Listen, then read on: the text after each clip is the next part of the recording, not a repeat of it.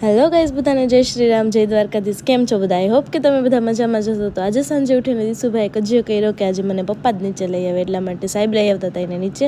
અને થોડીક વારમાં અમારે થઈ ગયો તો રસોઈનો ટાઈમ, એટલે હું રસોઈ કરતી હતી. હજી રસોઈ પૂરી નથી થઈ ત્યાં તો સાહેબ આવી ગયા. મને કે બધા વાહનની ચાવી દે, એટલે હું બધા એક સાઈડ મૂકી દઉં. રાજકોટથી આવ્યા ત્યારને એમનેમ જ છે, જો કાંઈ વરસાદ કે કાંઈ આવે તો પ્રોબ્લેમ ન થાય એટલા માટે. અને આ વ્યક્તિને વાહન પ્રત્યે કંઈક અલગ જ પ્રકારનો પ્રેમ છે.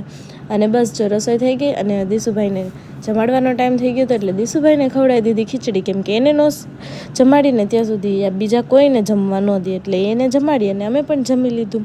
અને વરસાદ થોડાક દિવસ થયા હતો એટલે અમારે ફળિયામાં વોકિંગ નહોતું થયું, એટલા માટે અમે જમીને આવી ગયા વોકિંગ કરવા માટે.